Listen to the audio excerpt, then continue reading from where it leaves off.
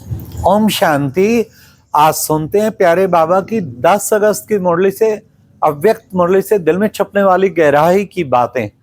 आज की मुरली का टाइटल था सदा स्नेही के साथ महादानी और वरदानी बनो और विघ्न विनाशक बनो, बन जाएंगे और समाधान स्वरूप। तो आज बाबा ने क्या कहा? आज बाप दादा प्रेम के सागर, आज प्रेम के सागर बाप दादा अपने चारों ओर के प्रेम, परमात्म प्रेम के पात्र बच्चों को मिलने के लिए आए हैं। बाबा ने कहा आप सब दूर दूर से किस में आए हो? हाँ, परमात्म प्यार के स्नेह के विमान में उड़ के आए हो या साधारण विमान में उड़कर आए हो? फिर बाबा ने कहा कि बच्चे, ये परमात्म प्यार जो है, ये स्नेह जो है, ये ब्राह्मण जीवन का फाउंडेशन है। फिर दूसरा बाबा ने कहा ये स्नेह ब्राह्मण जीवन का फाउंडेशन है, साथ साथ ये स्नेह, परमात्म स्नेह सब कुछ भुला देता है, निरंतर सहज याद दिलाता है। स्नेही को जिससे स्नेह होता है भूलना मुश्किल है, याद करना मुश्किल नहीं है, बल्कि भुलाना मुश्किल होता है। फिर बाबा ने कहा ये स्नेह तो एक अलौकिक चुंबक है। फिर बाबा ने कहा क्यों? क्योंकि ये आत्मिक स्नेह है। और बाबा ने कहा ये आत्मिक स्नेह के साथ साथ निस्वार्थ स्नेह है। फिर बाबा ने कहा कि बच्चे ये निस्वार्थ स्नेह है, अलौकिक स्नेह है। फिर साथ साथ बाबा ने आज कहा कि बच्चे देखो, तुम 90 देशों से सब आए हो, किसमें? इस अलौकिक स्नेह के विमान में आए हो ना। हाँ, कितना अच्छा ये विमान है। बाबा ने कहा क्या कहते हो? ना आसमान में इतने तारे हैं, ना सागर में इतना जल है जितना हमारा बाबा आपसे स्नेह है। लेकिन बाबा आज एक बात कहते हैं, इस स्नेह को अंडरलाइन करो, सदा स्नेही, सदा स्नेही। फिर बाबा ने कहा कि बच्चे ये अटूट स्नेह जो है, इसमें अंतर आ जाता है ना, ये अंतर कैसे समाप्त हो? उसका एक मंत्र है। क्या? बाबा ने कहा सदा महादानी बनो और अखंड दानी बनो, अखंड दानी महादानी बनो। तो ये है इसका मंत्र, महादानी अखंड दानी बनो। फिर बाबा ने कहा कि बच्चे महादानी अखंड दानी बनने के लिए क्या करोगे?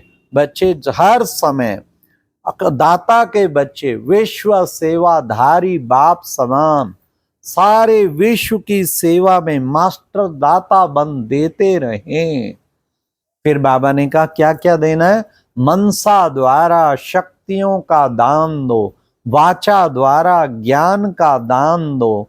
फिर बाबा ने कहा कर्मणा द्वारा गुणों का दान दो, संबंध संपर्क द्वारा खुशी का दान दो। ये निरंतर दो, फिर अखंड दो, कभी भी खंडित ना हो। फिर बाबा ने कहा बच्चे कितने अखंड खजानों के मालिक बने हो? हाँ, रिचेस्ट इन द वर्ल्ड हो, रिचेस्ट इन द वर्ल्ड। तो बाबा ने कहा खजानों के मेजॉरिटी आपके आत्मिक बहन भाई, हाँ, खजानों के मेजॉरिटी जो है, इन खजानों को आपके आत्मिक भाई बहनें बहुत प्यासे हैं। आपके दुखी आत्माएं वो पुकार रही हैं, प्यासी आत्माएं पुकार रही हैं, कृपा करो हे कृपालु, हे दयालु, कृपा करो हे देव देवियां, पुकार रहे हैं, चिल्ला रहे हैं। तो बाबा ने कहा कि बच्चे इसलिए समय भी कम है, समय भी कम है। हाँ, कब करेंगे? अब नहीं करेंगे तो फिर कब करेंगे? चेक करो, कोई ना कोई खजाना सफल कर रहे हैं। हाँ, किसी ना किसी खजाने को सफल करना है। ज्ञान का खजाना, शांति का, प्रेम का, आनंद का, समय का खजाना, संकल्प का खजाना। बाबा ने कहा खजानों को सफल करने में डबल फायदा है। क्या? आत्माओं का कल्याण और आप सब भी विघ्न विनाशक समाधान स्वरूप बन जाते हैं। बाबा ने जितने खजानों को सफल करने में लगे रहेंगे ना, उतने विघ्न विनाशक और समाधान स्वरूप बन जाएंगे। तो बाबा ने कहा समस्याओं में कितना टाइम देते हो? कभी 2 घंटा, कभी 2 दिन, तो बाबा ने कहा फिर कभी उदास और कभी मेहनत, तो लेकिन अगर निरंतर आप खजानों में बांटने में लग जाएंगे तो आपकी छोटी छोटी समस्याएं सब बातें खत्म हो जाएंगी। इसलिए बच्चे, क्योंकि वो दुआएं मिलती है ना, विश्व की सेवा से सब का ऑटोमेटिकली कल्याण हो जाएगा। क्योंकि दुआएं मिलती हैं तो दुआएं लिफ्ट का काम करती हैं। भाषण करो ना करो, लेकिन केवल खजानों को सफल जरूर करो। फिर बाबा ने कहा हाँ, भाषण कर सकते हो तो जरूर करो, पर नहीं कर सकते हो केवल खजानों का वो जरूर जमा करो। दुआएं बाबा ने कहा लिफ्ट का काम करती हैं। लिफ्ट जो है ना, उठा के कहां से कहां पहुंचा देती है। 7 मंजिल 25 मंजिल, जरा जाओ बॉम्बे में, वहां तो 35 मंजिल, और फास्ट लिफ्टें फटाफट ले जाती हैं।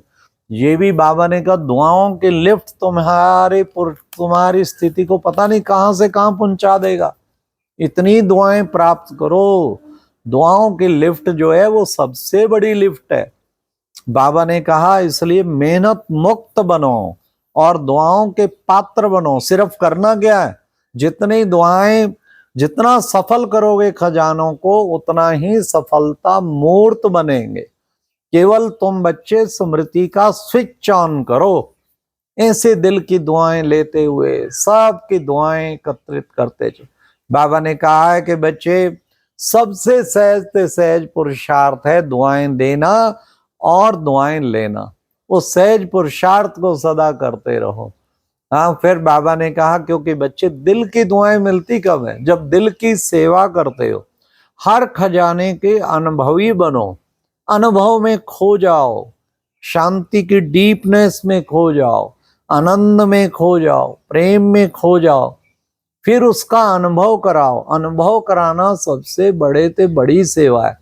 बाबा ने कहा बाबा खुश है, बाप दादा पीस ऑफ माइंड करते हैं, कॉल ऑफ द टाइम करते हैं, चलो कुछ ना कुछ तो स्नेह संपर्क में आते ही है ना। बाबा खुश है, बड़े बड़े प्रोग्राम में भी संदेश मिलता है, उससे भी बाबा खुश है, लेकिन अनुभव जरूर कराओ। संदेश भले दो, फिर उनकी पीठ करो, उनको बुलाओ बीच में, फिर उन्हें अनुभव कराओ। अनुभव वाला कभी धोखा अनुभवी नहीं खा सकता। तो आप देखें मैं क्या इतने अनुभव करा रही हूं आत्मा, तो ऐसा अनुभव कराने का दृढ़ संकल्प करो। अनुभव कराना ही सबसे बड़ी सेवा है, इससे बड़ी कोई सेवा नहीं है। फिर बाबा ने कहा पांचों ही खंडों से आ जाए, 90 देश से भले आए हैं, लेकिन पांचों ही खंडों से आए हैं।